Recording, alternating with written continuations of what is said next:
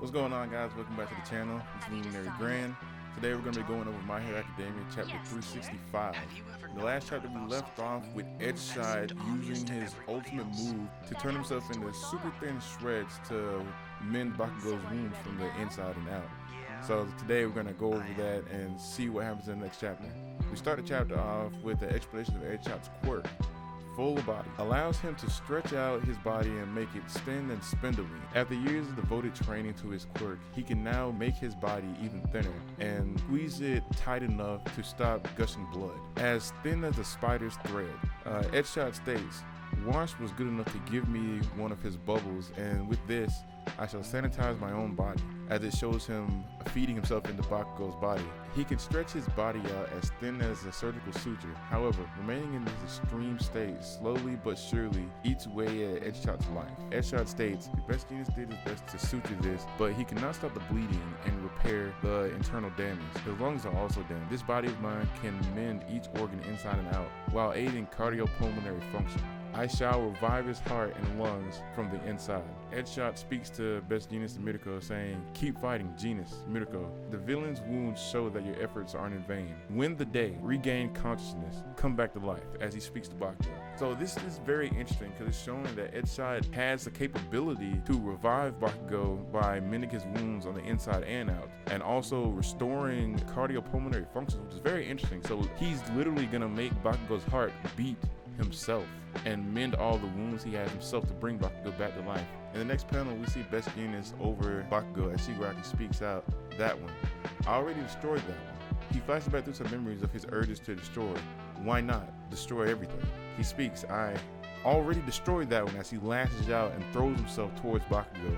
Best Genius prepares to intercept Shigaraki's attack, but Shigaraki gets struck by Mirko randomly out of nowhere. Shigaraki's flesh then bites down on one of Mirko's arms as he mumbles, you're that eager to get crushed? Mirko, with an insane expression on her face, says, would you say, as she kicks Shigaraki in the mouth, ripping off her arm right at the elbow where the flesh bit her. Shigaraki slams to the ground and then thinks to himself, did I just stagger a little? With this body, that's not possible. I haven't felt real damage. No, wait. Best Genius yells out to Mirko as he bandages her arms, cutting off the blood flow and stopping the bleeding. She then says, what gives, huh? You're so gentle, Mr. Demon Lord, as Mirko rushes back to attack Shigaraki once again. I cannot understand how Mirko can just lose body parts back to back and still go back in battle. Yeah, yes, Edgeshot told you not to go down without a fight, but dude, I don't think I could do it. Like, that's a whole, like, guts berserk moment, and she did it with like so much more ease than he did. That's crazy. In the next panel, we see Shigaraki launching an attack at Mirko, saying, that last hit I took. Mirio then jumps out of nowhere, phasing his hands through Shigaraki's flesh to block his vision to help Mirko come in for an next attack. Mirko then screams out, eyes on me, chump. I'll die when it's my time to go. Shigaraki then states, that last hit I took, that did sting a little. He then thinks to himself, have I taken too much damage? No, none of it's been that bad, in which case, impossible. When I panicked back there, was I actually feeling threatened by some background extra? The panel then flashes back to Mirko saying, he told me to win here, so I'll make good on that. In the next panel, we see Mirko attacking Shigaraki saying, I ain't about to check out of this game of life with regrets left on the table, as she then rushes in and strikes Shigaraki in the face with a lunar rush. So this is interesting to see that Mirko has the resolve to take this kind of damage, have 3 of her limbs just gone, and she can still unleash super moves on Shigaraki. It's actually very interesting. She's turning into one of these very like sacrifice my body characters, literally.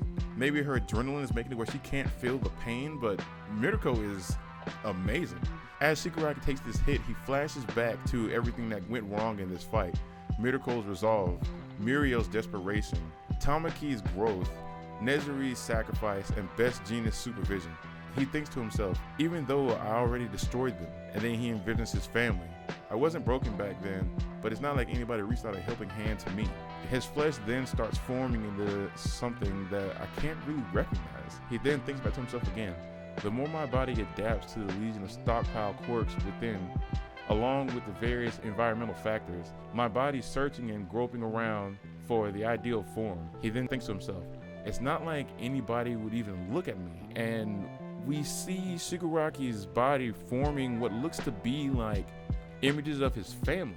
So this is very interesting because it seems like Shigaraki is going through another traumatic experience from the hero's resolve. I can understand why Shigaraki is at this point, but it still seems so selfish of him to look back on the resolve of others and bring it back to how he was treated.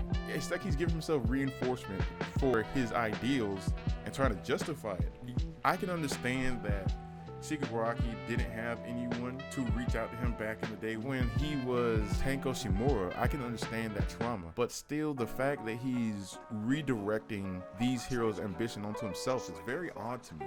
I'm very curious to see what will happen in the next chapter, because obviously it looks like Shigaraki is going to go through some kind of transformation, and maybe his body either is going to start working against him because of the trauma, or he's going to develop some new kind of attack, whereas I can only assume it'll be like an outlashing of these manifestations of his past. Maybe they can detach and have a mind of their own, and he can use them to help him in this battle. I don't know. I'm very interested to see where Horikoshi takes this, because it seems like everything that Shigaraki comes into contact with basically makes him stronger. His body is adapting to whatever kind of trauma he experiences. So maybe in the next chapter we'll see Shigaraki form embodiments of the people who hurt him in the past and get them to work for him. I don't know.